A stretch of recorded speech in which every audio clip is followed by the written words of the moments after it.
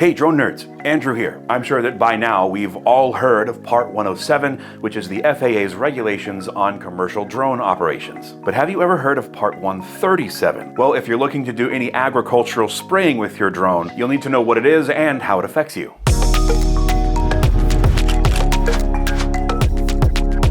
Before we begin, consider subscribing to Drone Nerds and liking the video. It really helps. 14 CFR Part 137, Agricultural Aircraft Operations, might be a little confusing by the title when it comes to drones, and there's a reason for this. It wasn't originally intended for drones. Part 137 began as a regulation for aircraft, manned aircraft. Since then, the FAA has made a few exceptions for drones under Part 137, obvious exceptions like the requirement for seatbelts. Based on the FAA's definition of agricultural aircraft operations, here's what Part 137 covers.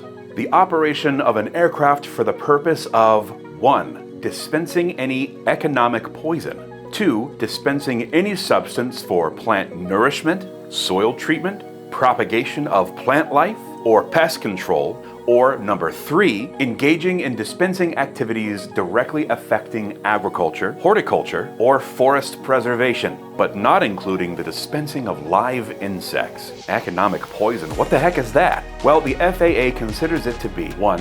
Any substance or mixture of substances intended for preventing, destroying, repelling, or mitigating any insects, rodents, nematodes, fungi, weeds, and other forms of plant and animal life, or viruses, except viruses on or in living man or animals, which the Secretary of Agriculture shall declare as a pest, and 2. Any substance or mixture of substances intended for use as a plant regulator, defoliant, or desiccant. Part 137 certification isn't needed for any agricultural flights that aren't dispersing any of the aforementioned materials. So doing things like multispectral mapping or thermal imaging can be done with just the Part 107 certification. So how does Part 137 work? There are a few steps, but it's not hard. The first step is to verify that your operation falls under Part 137. Next, you'll need to petition the FAA to gain exemption from the relevant rules so that you're able to operate.